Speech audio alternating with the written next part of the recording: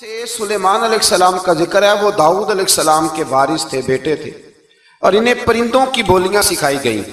جنات اور انسانوں کے لشکر کا ایک فوجی ڈسپلن کے ساتھ ان کے پاس حاضر رہتے تھے۔ وہ جو ان کا لشکر تھا نا، اس میں انسان بھی تھے، جن بھی تھے، اور اس کے اندر پرندے بھی تھے۔ ان کا لشکر تھا، وہ ہمیشہ ان کے پاس رہتے تھے کہ حضرت سلیمان ایک دن اسی طرح نکلے، کہف پڑ گیا تھا، بارش نہیں ہوتی تھی، تو حضرت سلیمان باہر میدان میں نکلے دعا کرنے کے لیے، خشک سالی تھی۔ تو جب آپ گئے تو ایک چیونٹی اپنے پر پھیلا کے دعا مانگ رہی تھی۔ تو رب کریم نے فرمایا سلیمان آپ واپس چلے جائیں، بارش آ جائے گی پر آئے گی چیونٹی کی دعا پہ۔ تو حضرت سلیمان نے عرض کی مولا میں بھی تو اتنا لشکر لے کے آیا ہوں نا، تو چلو ہمیں بھی دعا کر لینے دے، تو چیونٹی کی دعا پہ برسا دینا پر دعا کر لینے دے۔ فرمایا نہیں، آپ واپس جائیں، دعا نہ مانگے۔ یا اللہ کیوں؟ فرمایا چیونٹی کا دل ٹوٹ جائے گا، وہ تو کہے گی کہ یہ سلیمان کی لشکر دعا پہ پھر بارش آئی ہے۔ تو آپ نہ کریں تاکہ اس کے دل میں یہ بات رہے کہ نہیں میرے رب نے میری دعا پہ بارش فرمائی۔ آپ جائیں، آج بارش آئے گی پر آئے گی چیونٹی کی دعا پہ۔ تو جو چیونٹی بارش کی دعا کرے قوم کے لیے، اللہ اگر اس کا ذکر قائم رکھتا ہے، تو جو اپنی قوم کے لیے ہدایت کی دعا کرے، اور کبھی کبھی گردن جھکا کے دیکھا کرو کہ دل میں رسول اللہ کی امت کا درد کتنا ہے۔ اگر کہیں حضور کی امت کا درد ہے تو پھر انشاءاللہ ذکر قیامت تک باقی رہے گا، پھر انشاءاللہ قیامت تک آنے والی نسلیں بھی آپ کا ذکر کرے گی اگر حضور کی امت کا درد سینے میں موجود ہے۔ اسی طرح سے پھر حضرت سلیمان کے لشکر میں نا ایک ہدہد نامی پرندہ بھی تھا، لشکر کا کارکن تھا پرندہ۔ ہدہد غائب تھا، تو حضرت سلیمان کہنے لگا کدھر گیا وہ ہدہد؟ نظر نہ آج آیا، سخت سزا دوں گا، یہاں تو کوئی اچھی خبر لائے گا، چونکہ وہ ہدہد پرندہ جاتا تھا تو خبریں لا کے دیتا تھا، ورنہ سزا دوں گا۔ اتنی دیر میں ہدہد بھی آ گیا۔ تو یہ پرندے جو کارکن ہوتے ہیں بڑے سیانے ہوتے ہیں، کبھی بندہ ناراض ہو تو صحیح خبریں لے آتے ہیں۔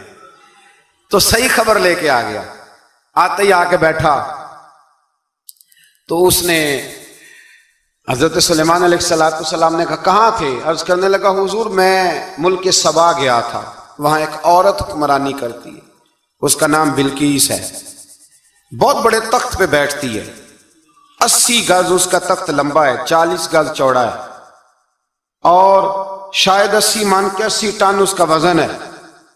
تو حضور وہ سورج کو پوچھتے ہیں۔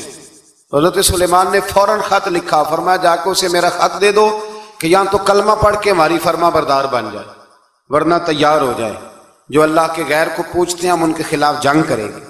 وہ جب لے کے گئے نا خط، یہ حدود گیا تو وہ میٹنگ کر رہی تھی، اس کے وزیر مشیر سارے بیٹھے تھے، اس نے جا کے خط پھینک دیا ملکہ بلقیس کی جھولی میں۔ اس نے خط پڑھا تو ڈر گئی، وزیروں کو بلایا۔ حضرت سلیمان، قرآن کہتا ہے حضرت سلیمان نے کہا تھا خط پھینک کے نا تو سائڈ پہ ہو کے سننا، وہ کیا کہتے ہیں، بندوں کے لیے منع ہے، پرندوں کے لیے جائز ہے۔ بندوں کے لیے منع ہے سائڈ پہ ہو کے سننا، ہاں جس کی جاسوسی کی ڈیوٹی ہو، کفر کی جاسوسی کی، اس بندے کے لیے بھی جائز ہے۔ تو یہاں ایک تو وہ پرندے تھے، دوسرا کفر کی جاسوسی کر رہے تھے، سائڈ پہ ہو کے سننے لگے۔ تو ملکہ بلقیس کہنے لگی اب کیا کرنا ہے، یہ خط آیا ہے۔ تو وہ کہنے لگے ہم تیار ہیں، آپ حکم کریں، ہم لڑنے کو تیار ہیں، لڑیں گے۔ وہ کہنے لگی نہیں تیزی نہ دکھاؤ، قرآن مجید کہتا ہے کہ وہ کہنے لگی جب لڑائیاں ہوتی ہیں تو شہر تباہ ہوتے ہیں، ملک کھنڈر بن جاتے ہیں، لڑائی مسئلے کا حل نہیں ہے۔ انہوں نے کہا کہ میں نبی ہوں، تو ایک دفعہ آزما لیتے ہیں کہ نبی ہیں کہ نہیں، معاذ اللہ آزما لیتے ہیں۔ کہا کیسے؟ کہنے لگی تحفے تحائف بیچتے ہیں، اگر مال پر دل للچا گیا تو پھر نبی نہیں بادشاہ ہے، اور اگر مال پر دل للچایا نہ تو پھر اللہ کے کامل بندے۔ یہ فرق اس نے اس وقت بیان کیا۔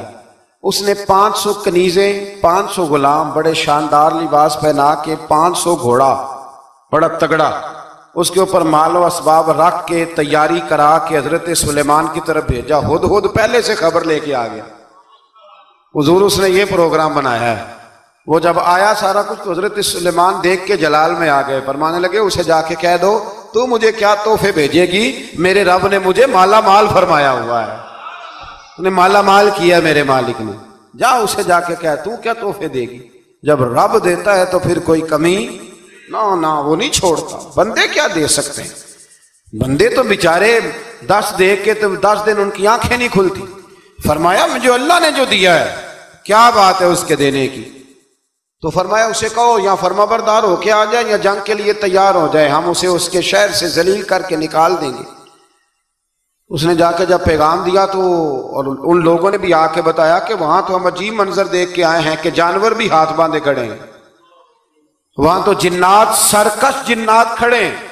वो बादशाह नहीं, वो नबी हैं, वो जो 500 गुलाम और 500 कनीज़ें गई थी, हवाल सुनाया आके। तो मलका बिल्कीस ने फिर खत लिखा कि मैं फरमा बरदार होके आ रही हूं। माना क्या है, मैं कलमा पढ़ने के लिए आ रही हूं।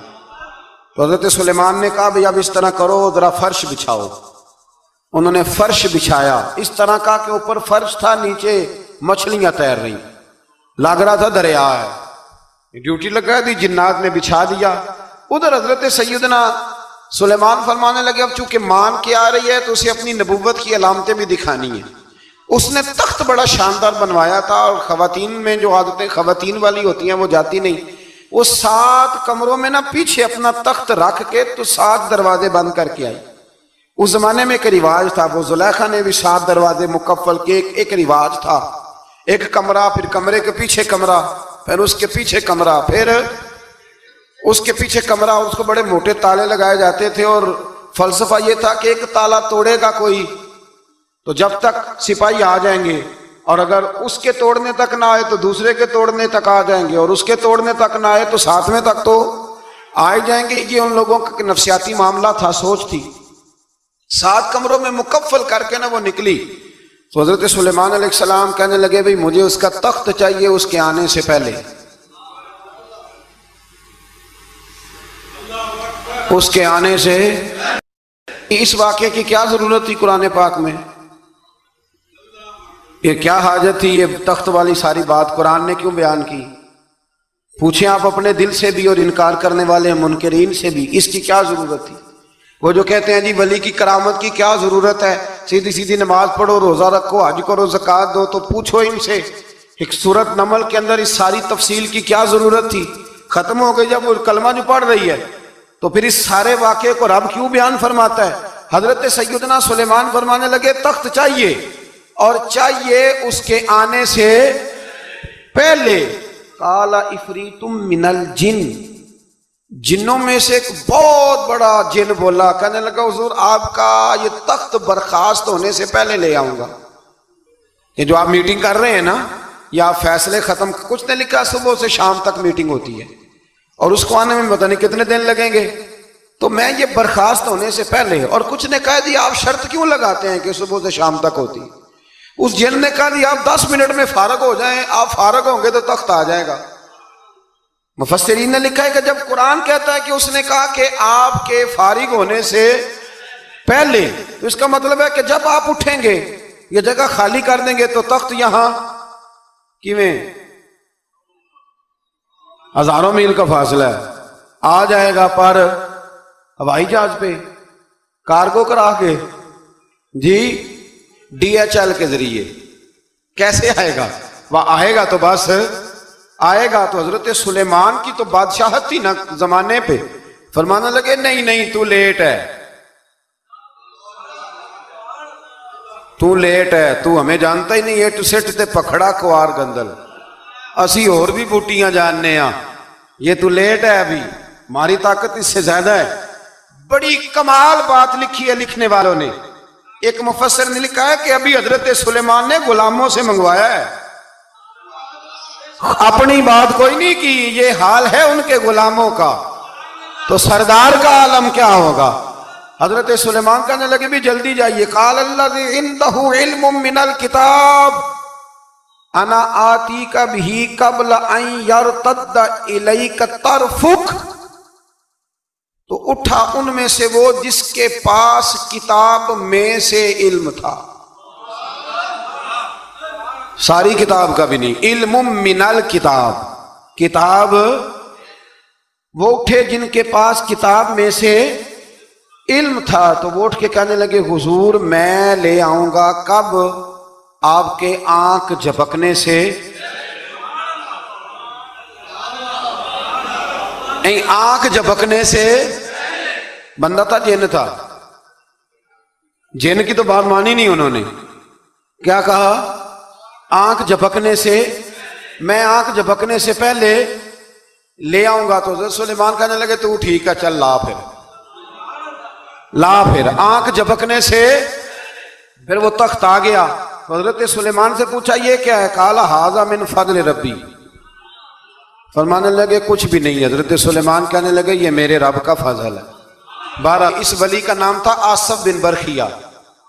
آصف بن برخیا جی حضرت سلیمان کے وزیر تھے. وہ آئی ملکہ بلقیس، اور جب وہ آئی نا تو اس نے دیکھا کہ یہ تو آگے سامنے حضرت سلیمان بیٹھے ہیں، اور جو رستہ ہے نا درمیان میں وہ فرش ہے کہ دریا ہے سمجھ نہیں آ رہی. تو اس نے نا اپنا یوں کر کے اوپر کپڑا اٹھانا شروع کر دیا کہ نیچے پانی ہے. تو حضرت سلیمان کہنے لگے چلتی آ، نیچے کچھ بھی نہیں. اس نے پیر رکھا، نیچے مچھلیاں بھی تیرتی جا رہی تھیں. حضرت سلیمان علیہ السلام، آج بھی اللہ نے توفیق دیا نا لوگوں نے اس طرح کی تعمیرات بعد میں کی ہیں، لیکن اس کے موجد، اس کے پہلے بنانے والے حضرت سلیمان ہیں اللہ کی دی ہوئی توفیق سے. تو وہ ملکہ آپ کے پاس آئی، پھر وہ آپ کی فرما بردار ہو گئی. اور بعد مفسرین نے یہ لکھا ہے کہ اس نے جب کلمہ پڑھا تو پھر